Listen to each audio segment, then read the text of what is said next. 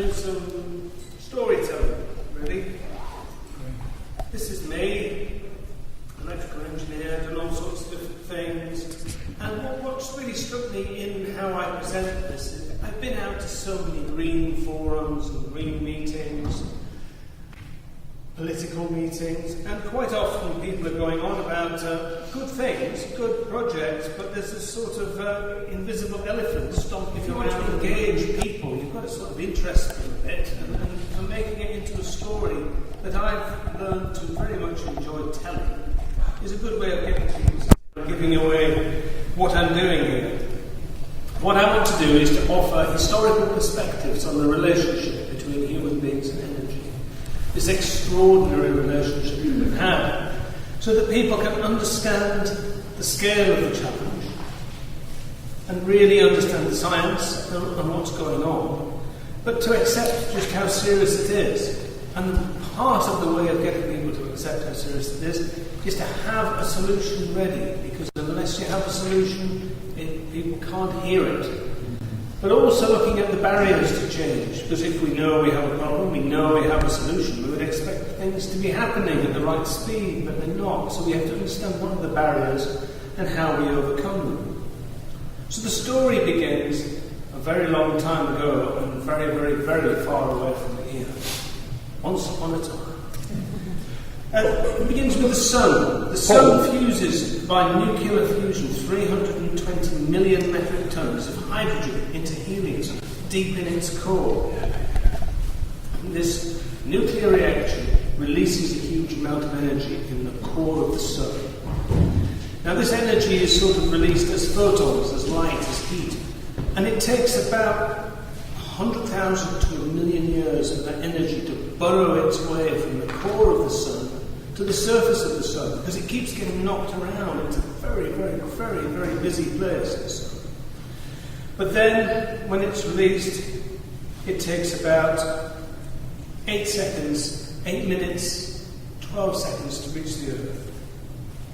Now, the Earth's been there in front of the sun, receiving this heat for about 4.5 billion years. The first 500 million years, the Earth was a dead ball of rock, just like Mars or just like the Moon. So it sort of warmed in the heat of the sun, a bit like holding a golf ball in front of an electric fire. It sort of got warm, and that was about all that was going on, until this incredible thing happened with the advent of photosynthesis. Photosynthesis is a chemical reaction that can capture this incoming solar energy and add it to fairly chemically inert compounds like carbon dioxide and water to give energetic compounds like glucose, like sugars. Glucose has sort of got energy built into it. It allows plants to grow, it allows plants to reproduce. Now in doing this, as photosynthesis happens and a tree grows, for 1 metre cubed of growth of wood, you're locking up about a tonne of carbon dioxide and releasing about 0.7 of a tonne of oxygen. This incredible process takes this energy originating from the core of the sun and locks it up in some chemistry to let life do its business. So then the living Earth has been there for about 4 billion years in front of the sun, soaking up. It's like a huge solar collector that takes incoming sunlight and converts it to chemistry using the green stuff in algae, in water, in leaves, on land, and powering a very, very diverse and incredible evolution of all sorts of different living systems on the surface of the Earth, all driven by sunlight. And sunlight enables it to grow, reproduce, evolve, and they die, they fall to the forest floor, they fall to the ocean bed. But as they die, they take with them some of that captured sunlight in their structure, in their form, in their cells, in their body. And then, lying there on the forest floor, over time, pressure and heat convert dead stuff into this stuff called peat. And peat, over time, becomes lignite, and lignite becomes coal, oil and gas. So huge amounts of ancient sunlight was stored in this incredible photosynthetic solar collector and buried deep beneath the surface of the Earth, powering the evolution of all life. Life evolved, more things began to appear. Human beings began to appear. Human beings began to fall into early human societies. And how we provided for ourselves was totally independent of this huge buried mound of ancient sunlight and fossil fuels. We had no idea they were even there. We lived on our annual sunlight ration. Now, what converts your annual sunlight ration into all the things you need, food for your beasts of burden, clothes, firewood, is soil. Soil could convert sunlight through the living photosynthetic process into all the things we need, which is why so many bloody, bitter wars were fought over access to land. Access to land at the times of the big agrarian empires was a bit like access to the Middle East and the oil reserves are today. But through the labour of all the people who worked on the land, we learned to build all sorts of incredibly complex relationships with the natural world, with the wild world that existed around us and with the farmed world. All sorts of chemistry we could learn. For example, one of the important things was to be able to light a fire. If you wanted to be able to light a fire and what you had was a flint that could make a spark, what you needed was tinder. And we learned that the very tops of the bulrushes could be harvested at the right time of year and kept tinder dry in a tinder box, ready to be used to light a fire. Or if we wanted to convert dead animals into the sort of leather, the sort of tanned leather that we could use for making shoes or making saddles that were essential to how we live, we knew of certain chemicals we could extract from the natural environment and from the bodies of beasts that we could use to process all of these materials. So we had incredible relationships with the natural environment, built around access to this annual sunlight ration, so we could provide ourselves with hats, houses, food, keep ourselves warm, and we got smarter at it. We learned that there were different types of ways of accessing the annual sunlight ration other than soil. Because the Earth's circular, so it doesn't heat up equally in front of the sun. Some bits, like the equator, heat more than the poles. So air expands at different rates. So air of different densities all shoots around the surface of the Earth.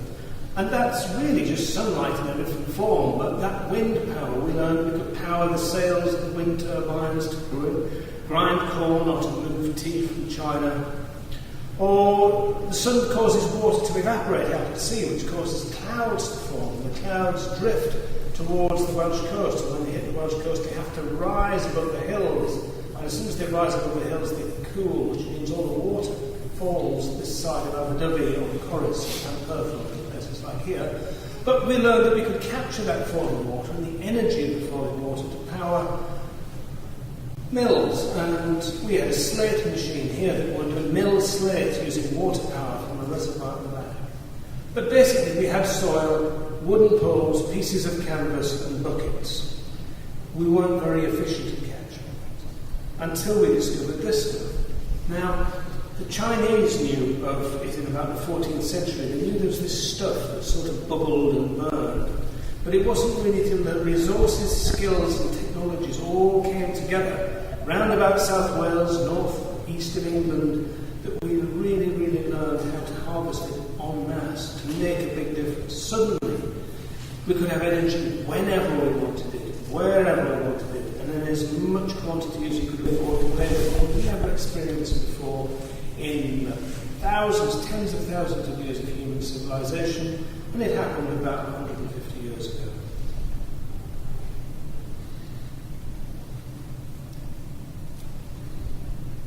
There was a massive movement of population from rural areas to urban areas. There was enormous suffering, enormous sacrifice on the part of ordinary people, but at the same time, of course, a massive expansion in material prosperities. Imagine this, a 100 years ago, 232,000 men were working in 620 mines. Wales supplied a third of the world's coal. Cardiff was the curate of its day, exporting energy all over the empire and beyond.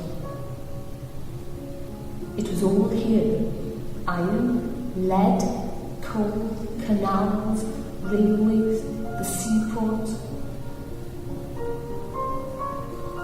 But none of this could have happened without the skills, the graft, the ingenuity of generations of working men and women. But then, hot on the heels of the coal was, of course, oil. Colonel Drake drilled the first oil well in the mid-1800s and began an oil revolution. Now, oil was more energy dense than coal. It could be piped, it was a liquid. It could be refined to produce really energy dense materials like petrol and diesel, which could be used to power individual cars.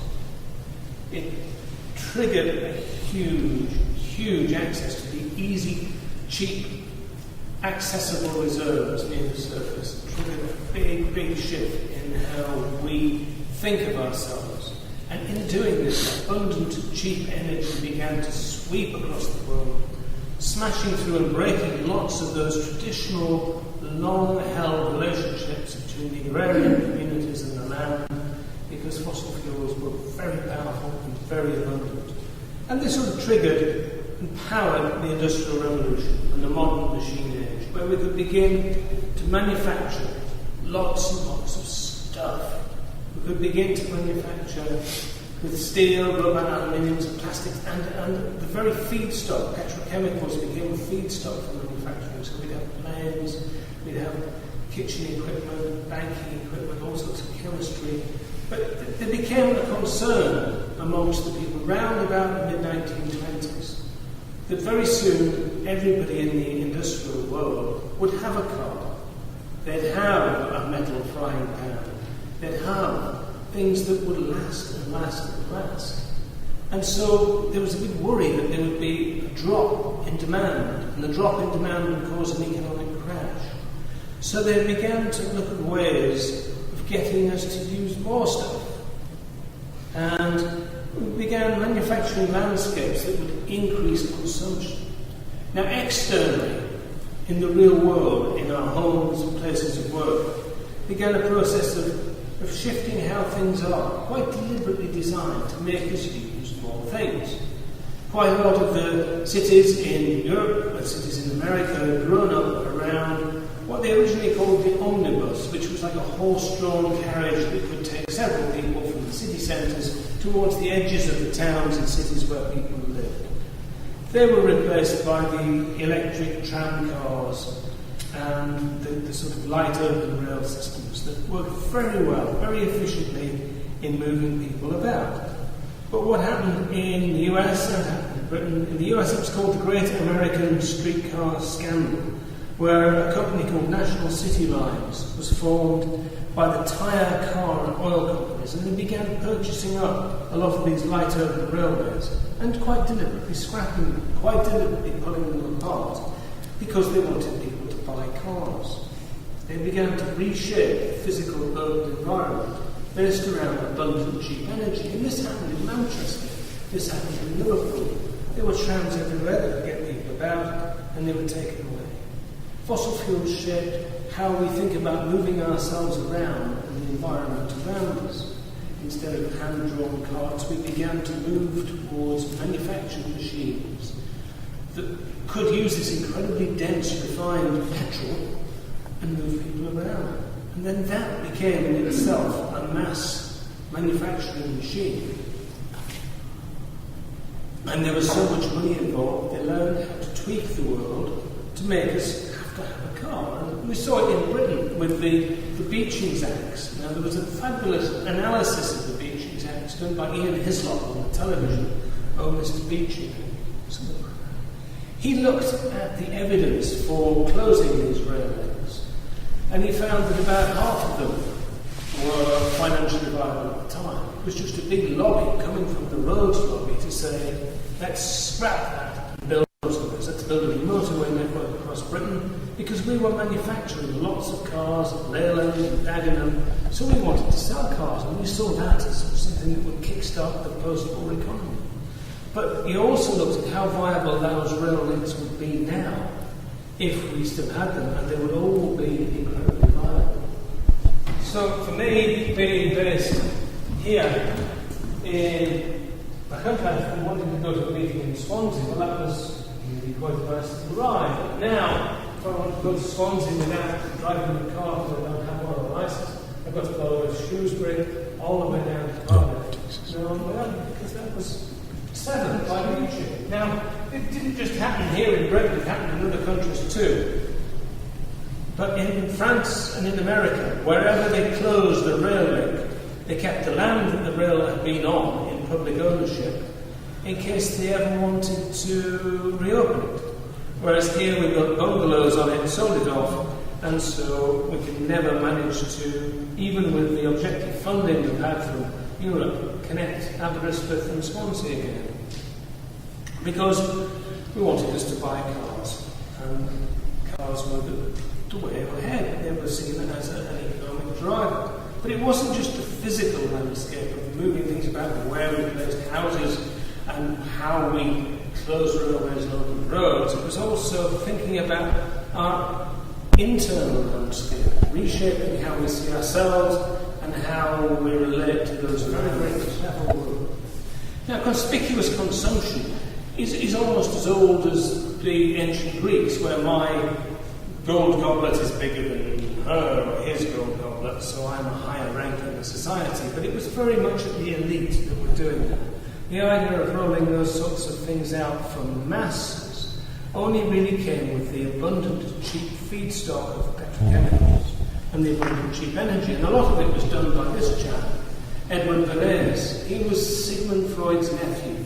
He really understood Sigmund Freud's theories of subconscious fears and desires.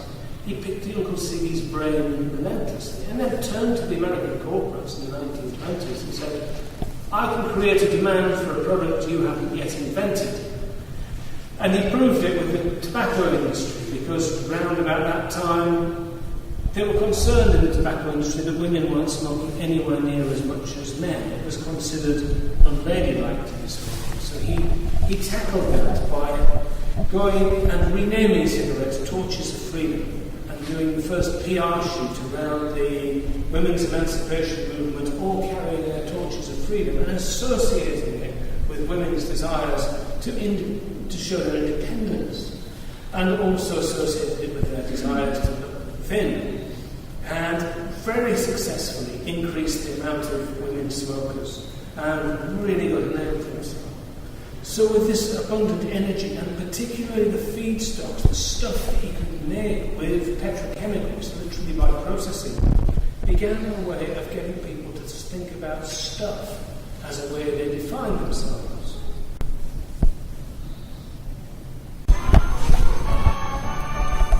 Well, whether you know it or not, every single preparation on this beautiful lady's dressing table, every single thing she is wearing, is influenced by oil.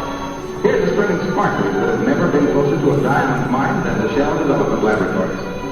The shampoo she used on her hair, her comb, the lacquer on her nails, and her makeup, all or in part have come out of some oil well. Just for fun, let's take away all these articles dependent upon fluid, her hand mirror, cosmetics, perfume, and manicure set made of plastics.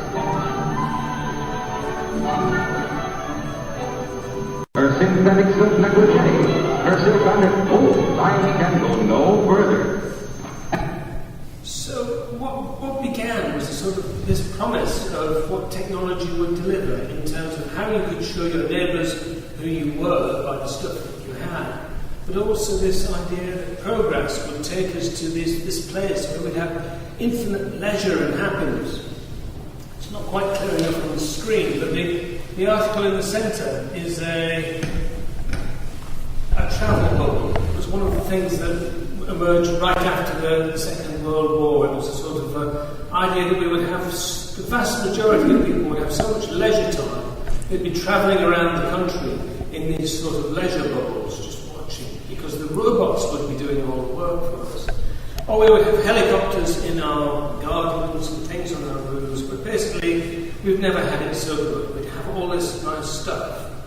But also, there was deliberate design to help us think about shopping differently. Shopping wasn't something that was a chore where you had to spend money. Shopping actually became a recreational activity where we enjoyed doing it. It was a way of showing to our friends, spending time with the family. And of course, all of that was based around transport systems, based around the car. Now, all of this really took off with the advent of television. And I found this in a library in the US, this manual explaining how television works. It's all very, very technical, explaining how you make a picture and how you transmit the picture. And then I turned to the page saying sponsors and commercials. And it said, commercial sponsorship is going to pay for most of the programs you watch. More and more sellers are using television to demonstrate their wares. And there's little pictures of people seeing the cowboy hat and then dropping out and going to shop and getting the cowboy hats on. Because it was all based around a sort of fossil fuel vision, like an American dream, where they would put on huge power armor festivals with elephants, pink elephants and tents, just to show the power and thrills of what fossil fuels were going to bring. It was like very male America's muscle sort of thing. And this fossil fueled American dream was packaged, processed, put on the television, and squirted into Britain, squirted into Wales, because living it and the way that we live under these sorts of conspicuous consumer mindsets actually just makes money for people who aren't in our community, who are at a distance, who are just simply reaping it in. And a lot of this alarm bells were rung quite early on, I found. One of the first books that I read as a young chap was called The Hidden Persuaders by Vincent McDonald, which was trying to blow the gap. It was trying to say, look, people have deliberately manipulated how you think about things to make you buy stuff. But it all pressed on. Houses were built in a way that wouldn't have made any sense to previous generations. If we'd asked the ancient Aztecs to build all the houses we wanted since the end of the Second World War, they would have taken all the houses and pointed the houses south with a big opening in them, because they knew even back then, pointing something south with an opening meant you got free energy when the sun shone. If we'd asked the Victorians to build them, they'd have built houses, schools, places of work together in little clusters so people could move around. But we built huge swathes of terribly insulated houses, miles from anything, so people had to use cars to get in and out, roundabout, more and more, faster and faster. And that sort of fossil-fueled American dream is sort of rolled out now around China, India, and Asia, to the point where we're now on any sort of historical timeline using enormous amounts of energy compared with even our parents, let alone our grandparents. Huge amounts of energy in the stuff we buy, where the stuff comes from, how we get about, the buildings we use, but it has all been very cleverly normalised. Because we've had 25 years of the pumps being full of petrol, aircraft on the runway, the lights coming on, stuff on the shelves, people think of it now as just normal, and a whole generation of people have grown up in this incredibly energy-intense, conspicuous consumption world as just a normal of the day. But more and more and more and more doesn't just make us happier and happier. More and more stuff. Beyond a certain point, it works, but after that, more stuff, more well-being, GNP per capita, more energy, it begins to flatline, and it actually begins to devalue stuff. And so, how we've reshaped the world is now causing us problems. Externally, the physical world has some deep problems that we have to resolve in what we're doing to it, but also internally, in our heads, reshaping how we see ourselves as consumers has caused us some problems that we have to deal with. And she spends money. In any case, our consumer is a real person, one of a large group of individuals that make up our consumer world.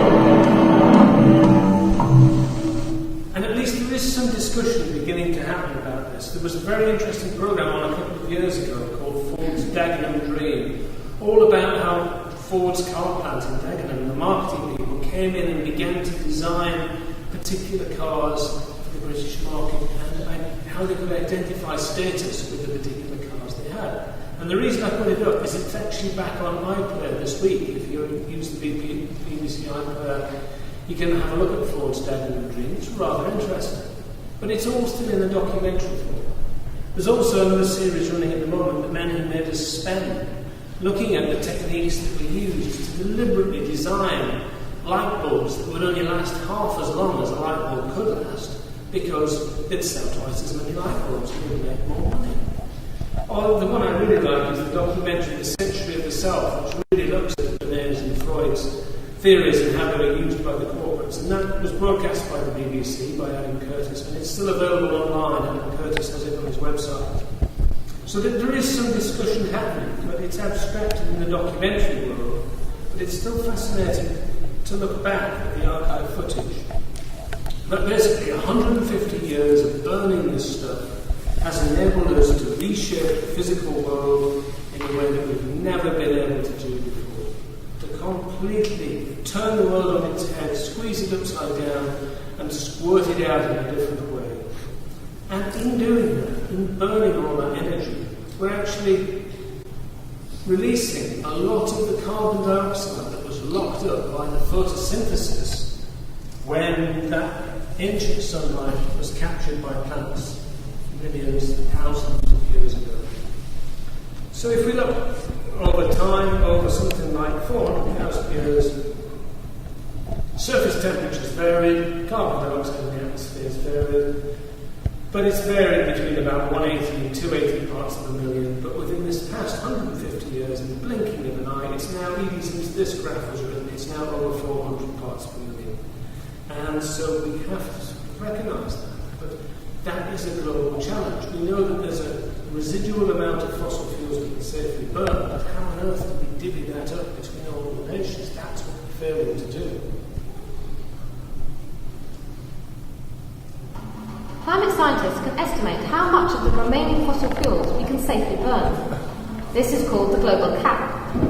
The governments of the world must then agree how to distribute the global cap. The earlier the start date, the greater chance of not triggering runaway climate change. The total global emissions for the first year, say 2012, would be set at their current level. Every year following, they'd shrink, until, by about 2055, they're practically zero. The emissions must also be divided between countries. Initially, they'd each be allocated according to how much they currently consume. But this would then change over time. America, with its relatively small population, would decrease rapidly from its current over-consuming position. China and Europe would decrease a little, and India and Africa would increase greatly, reflecting their large populations. Equity is the only option, both morally and also practically, as developing countries like India and China will only sign up to a system where every human being has equal rights to the earth's resources. As to how each country divvies up its allocation to its citizens, Alice will talk more on this tomorrow, but essentially we're looking at the fact that business as usual is not sustainable. Even current emissions pledges are not enough. We all got together as a planet and decided to keep ourselves below 2 degrees C 5 years ago at the Copenhagen Climate Conference. That was the one thing that came out of it. But current emissions pledges, the science is very clear, but it's not just getting the science established amongst the scientists who understand it. It's also proving that science against the powerful vested interests. And I was very pleased to spend time with Michael Mann, who was one of the climatologists that first came up with the hockey stick curve, that first alerted us to it.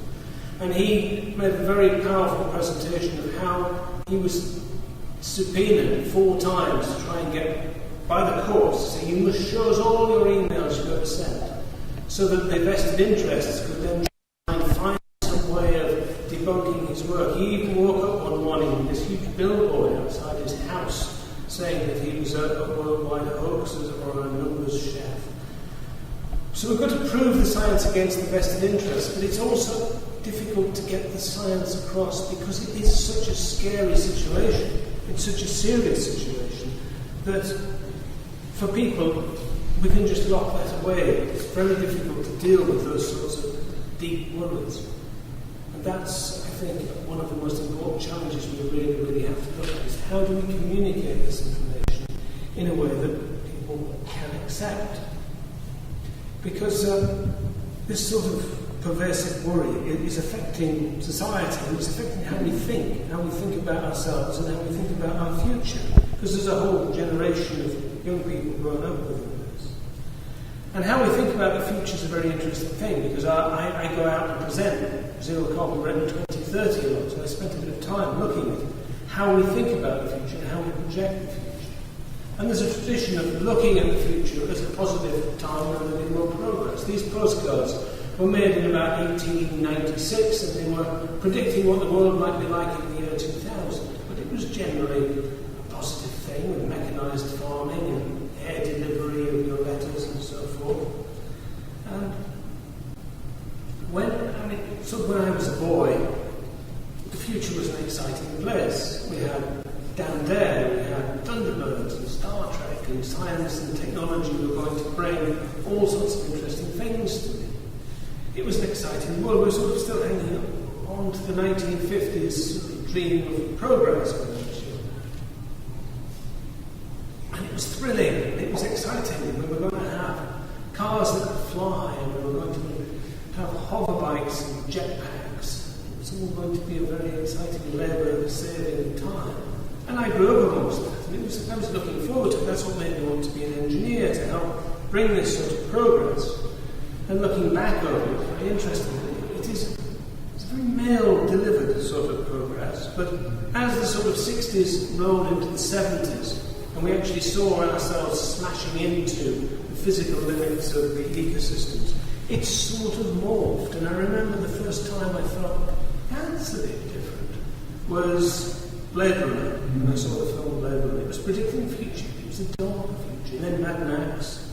And so now I've been looking at how we project the future today in contemporary society. And I spent a lot of time watching films, looking for books, talking to people.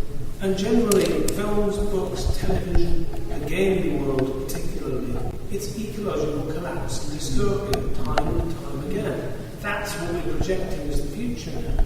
It isn't exciting progress, it isn't labour-saving devices, it isn't helicopters on the roofs and super kitchens. But if you actually set a boy meets girl drama, children lose dog drama, against this sort of real ecological collapse and dystopia, it's too grim to watch. So they use a few clever tricks with the writers. They either have 98% of the people died before the film started, and you're watching survivors learning to plough with an oxen in some Suffolk mansion they've reclaimed, arguing over who's the boss, how they had co-op. Or 98% of the population turn into zombies. And somehow the fact that their eyes are glowing means that if you have to blow their heads off and you're escaping with medicine for the child back on the farm, then that doesn't matter because they're zombies. And then I looked into that. This zombie thing is really big. It's a way of sort of looking at the zombie apocalypse in a way that dehumanises it, that makes it possible. And then the whole number of people who are particularly doing this in the gaming world, it was the Plants vs. Zombies that really got me. It's bizarre, but it's big. And lots of people in the audience for presentations stand over and sort of go, yeah, my kids are really into zombies. This is interesting. But basically, as people are growing up in it, if we can't imagine a positive future, we won't create it. If we just keep looking at dark stuff, we'll have a whole generation of young people who just see it as a foregone conclusion to, as soon as you're old enough, as soon as it's time, go and get the beer and live while you can. So I started looking for visions of positive futures, and I put the word out. My mother got me like a call and said, here's a vision of a positive future I got from the magazine Watchtower that this nice Jehovah's Witness person brought around to me. The little girl's got her arm around the bear, but basically we've got to wait for the hand of God to come down and sort it out. And I have heard that in several other religious-related conversations, but we cannot, I don't think, rely on the hand of God. Even as a person with deep spiritual faith myself, I think the sort of hand of God works through us. We have to do it. We have to work out what to do, which is why we spent time doing the various Zero Carbon Britain reports, because we've got to recognise that we agreed 5 years ago, as a planet, we're going to keep below 2 degrees C above pre-industrial averages. Since then, governments have just bantered about, postured, tried to reduce their commitments to as little as possible, and nobody's really been sort of doing the modelling that crosses this yawning chasm between the sort of what's politically acceptable to talk about, perhaps 3% per year, but what the physical realities of the science demand. So that's what we've been doing with Zero Carbon, trying to cross that yawning chasm to look at something, current emission pledges, 80% by 2050, to stand any reasonable chance of keeping below 2 degrees C, we've got to look at zero emissions by 2030, and then probably negative soon after that. So we've been doing this to sort of open new conversations, to get people talking about a positive future, and to try and find others who are also doing similar sort of to the other side of the yawning chasm modelling. And I was very lucky to have the resources from the Winston Churchill Memorial Trust to go and meet these people from Stanford University in the US who've been modelling 100% renewable transitions for all 50 of the American states. It started off with a plan looking at getting all of wind, water and solar power to power the whole world. That was published in Scientific American. More resources were made available, and detailed plans were formulated, one for each state, looking at what are the key resources in that state and how can they be linked together. So it's not just ourselves doing it. There are other people who recognise we have to model this. It's Mark Jacobson, who's second along, he's the key energy modeller, but he's also got together with filmmakers and bankers, and he's got slots on the letterman showing the US. It's actually beginning to make a big noise. Similarly, in Denmark, we came across Project Zero. They're looking to get to zero emissions by 2029. I asked them why they chose 2029. They said, well, that was just as soon as it could be done by then. And they're making good progress against their own targets. But then we have to think, well, if we have all we need to make the transition, and there are all sorts of additional benefits of employment, investment, self-reliance, adaptation and resilience to the climate problems in the pipeline, improved natural environment, better natural resources, better well-being, better diet, as we'll talk about tomorrow, and a sense of collective purpose, then if all of those there, and we know the problem, we know the solution, why is it not happening? And this is an area where I think we really have to do some serious thinking and serious research. There's a fabulous documentary called The Corporation. I recommend you hire it, you can get it from Lowell or Amazon. It talks through the history of the corporation and helps us understand what it is the corporations do and why they have to do it. Within the system that we have, a CEO is duty-bound legally to maximise return to investors.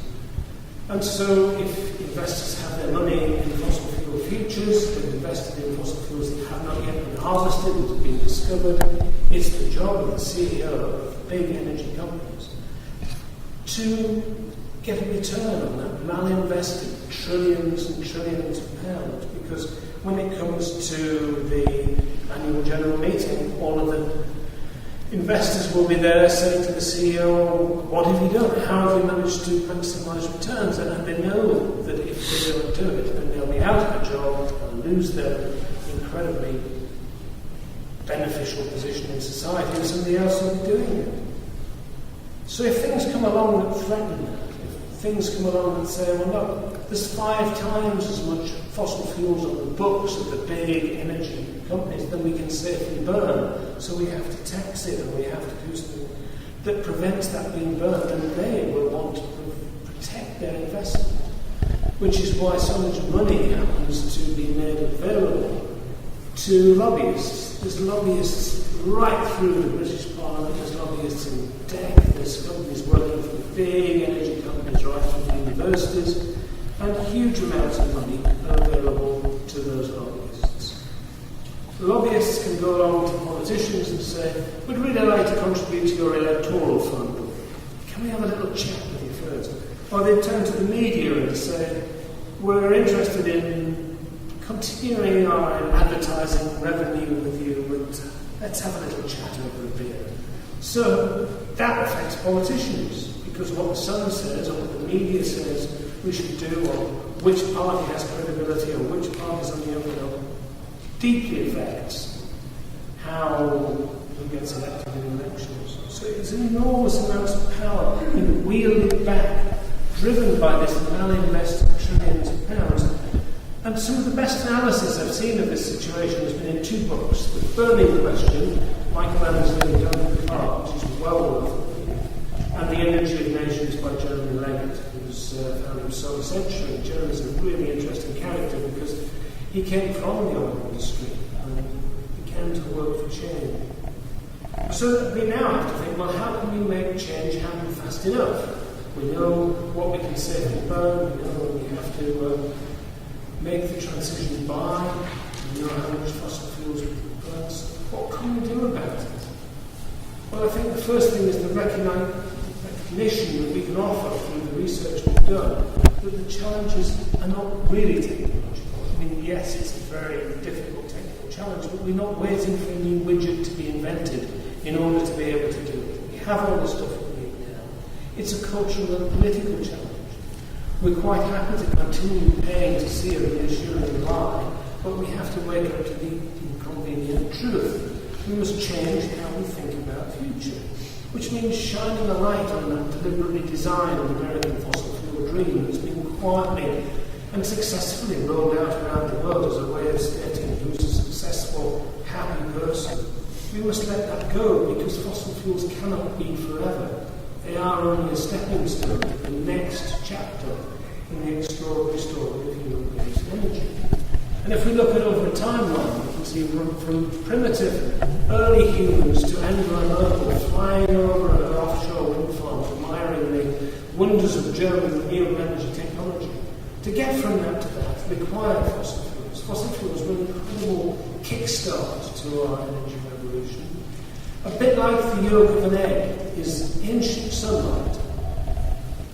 Or sunlight that hits the earth, stored in the grain, and the mother hen eats the grain. The mother hen then puts that sunlight energy into the yolk, which powers the development of the chicken to which it's ready to burst out.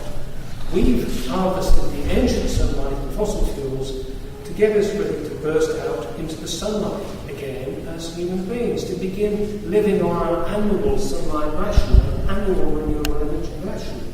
But the important thing is with the modelling we've done, it doesn't mean we have to get our smocks on and get the beasts of burden out and start living some sort of medieval life, or we eat the insects off the caves walls like some sort of contrarians would have us believe. We now have all the technologies we need to harvest enormous amounts of our annual renewable energy ration, enough to power the entire world. And those technologies can do it now at not excessive cost if you compare it to the real cost of burning fossil fuels. But those technologies are getting cheaper and cheaper. The more they get rolled out, the more the price comes down. The more the price comes down, the more viable they are in a wider range of applications. So it just goes on and on with this positive, cheaper and cheaper, more and more benefit, whereas fossil fuels are getting dirtier and dirtier and more expensive. So this incredible story is going on, but we hear it in the news, but the big film and TV studios, they all have sustainability officers who loudly publicise how much they've cut the carbon in making the film.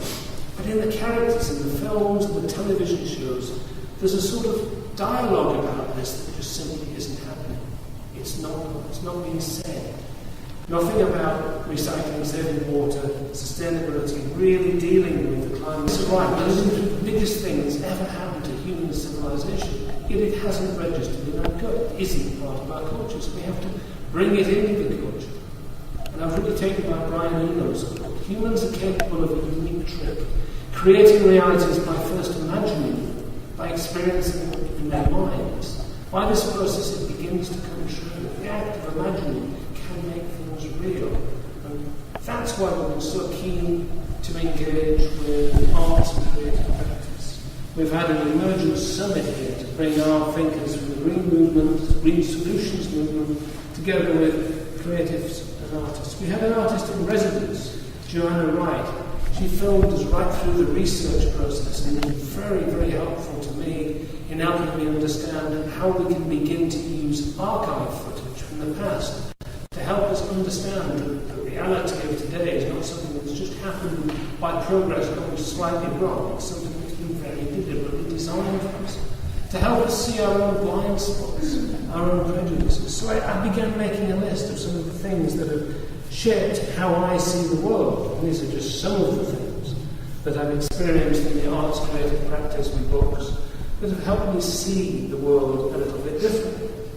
And if we think back how arts and creative practice and music, novels, has helped us reshape our relationship to certain issues such as race, for example. I mean, to have Sammy Davis Jr. and Frank Sinatra on stage together in certain American clubs in the 1950s was very controversial, but because it was the Rat Pack, we got away with it. Similarly, novels, television plays helped us break down very rigid class barriers in Britain in the 1950s and 60s. Helped us move beyond that. Also, attitudes to women have been shaped by very, very clever creativity. In fact, generation after generation have switched their values and switched their culture from the ones that their parents were projecting down on them to the ones they wanted to develop.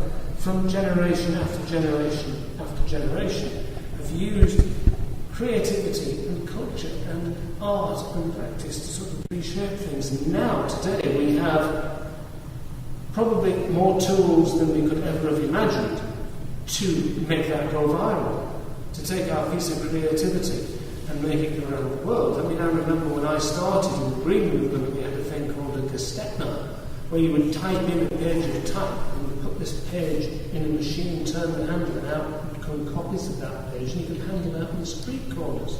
And that's how we did the first Friends of the Earth. But now we have all sorts of tools and creativity for helping challenge that American fossil fuel dream, and particularly its association with male virility and cars and stuff, in a creative, humorous way.